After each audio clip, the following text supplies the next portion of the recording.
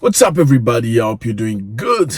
I'm doing great. It's a beautiful day. Actually, it's night already. The day was beautiful, though. It's summer out here and we're very happy. I hate winter. Don't you hate winter? I hate winter, man. I like it hot. So, in all ways. Okay, so it's a beautiful time. Thank you very much for stopping by. You are very much appreciated. You know that. We see you from all over the world. We want to bring together all the black community, all the people. We are the same people, whether you're in Haiti, Jamaica, America, UK, Tanzania, Uganda, Somalia, we are the same people. Ghana, Nigeria, same people. Let's not see separators. Let's come together, okay? Whatever people are saying about her, saying we don't like you, it's a lie. The lying to you, man. Maybe you found somebody that looks like you from our side that spoke in a way that you didn't like. It doesn't represent me. Or millions of other people that look just like me. Trust me. The way they feel about you, or the way somebody felt about you, or the way somebody made you feel doesn't represent how I feel about you. I love you, brothers. We are the same people. So today we're talking about South Africa. There once was a ship that put to sea, and the name of that ship was the Billy O.T. The winds blew harder, bow drip down, blow me, bully boys, blow. Cyril Ramaphosa, president, made a very interesting comment about something that happened earlier. They accused South Africa of sending weapons to Russia a while back. If you remember, if you don't know about that, please watch these videos out here. Yeah, South Africa was accused of sending weapons to Russia by the United States. It was precisely Mr. Biggery. Mr. Biggery is Biggery or Jiggery. Is the ambassador of the United States in South Africa. He came forward saying South Africa is sending weapons to Russia. This is unacceptable. Let's watch the comments of Mr. Cyril Ramaphosa and I'll make a comment right after. Let's go. The panel found no evidence that any cargo of weapons was loaded for export onto the ship Lady R. The panel found that there was no evidence to support the claim that the ship transported weapons from South Africa destined for Russia. The panel established that the ship docked at Simonstown to deliver equipment that had been ordered for the South African National Defence Force in 2018 by AMSCO. So as you can see, they say it very clearly, there was no weapon on the boat. Lady R, that's what's called. The vessel is called Lady R. It's docked in Simonstown. There was no weapons. And this guy came forward. He said, I can swear to my life. We are confident that weapons were loaded onto that vessel, and I would bet my life on the accuracy of that assertion. I can swear to my life. We know exactly what we're talking about. There were weapons on that boat. Very, very interesting. So let me put it back this way. South Africa was really pressed and an attempt to intimidation. We see what you're doing. You are sending weapons to Russia. And because you're sending weapons to Russia, you are risking to be sanctioned too. That was in some way what he was trying to say. Africa, most of African countries profit from the AGOA agreement. The AGOA agreement is an agreement that the United States created to help some African countries to send their product, their culture, whatever they produce to the United States and sell it to the United States at a very reduced tax or tax-free.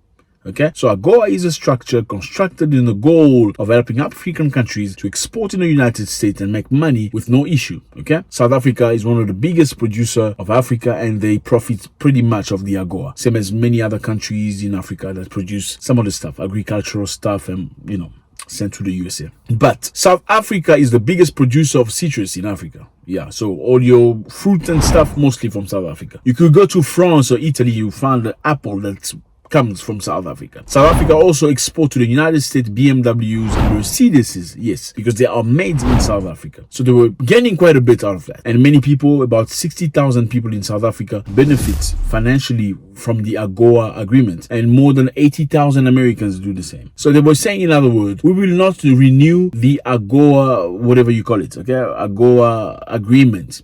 Okay, these agreements are renewable. You know what I mean? If I want to keep you a slave, let me just give you subscription.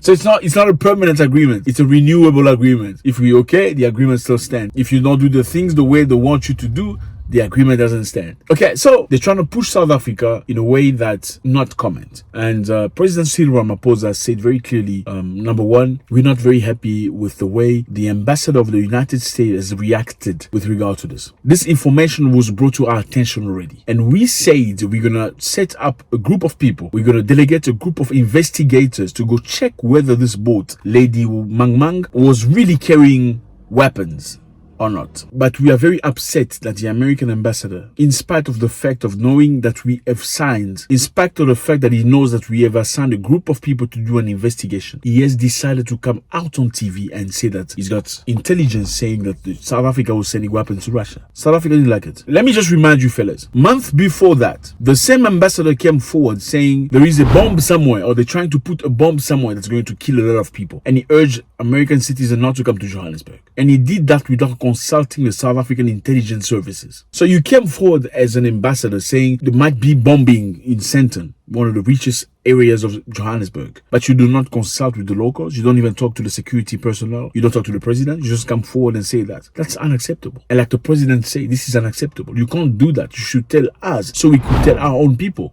It's not for you to tell the people whether there's a bomb or not, that there's a bomb that's going to explode in Sandton. So Mr. Bigotry or Jigotry has done a few bad things in the past. But now, what is very interesting here is the pressure they've been applying on South Africa, trying to get them to move to their side. You know, when you have a friend, okay, you have a friend, you've been loyal to each other for many years, and you have somebody else who's a partner, somebody you can agree with, a neighbor who wants you not to talk to your friend or not to deal with your friend because you're neighbors. It doesn't work that way. South Africa and Russia have been friends for a very long time. And let me remind you, even during apartheid is the separation between black and white. In fact, yes, in South Africa for many, many years, there was big separation between blacks and white. Get back to this full screen.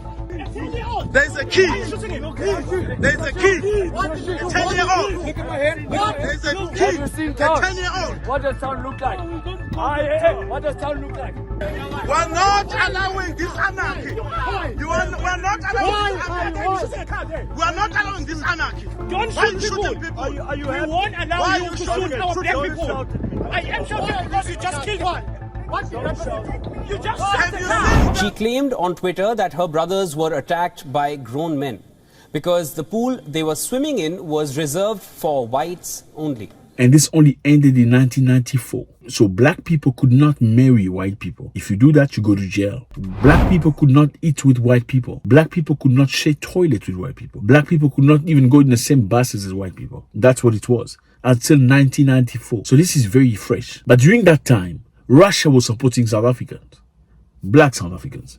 The ANC, the group of Nelson Mandela, was supported by the USSR. They sent them weapons, intelligence, and strategy on how to survive. But in the meantime, America was supporting the apartheid government. Yes, the very same government that persecuted people and did all the bad things. But then, you know what?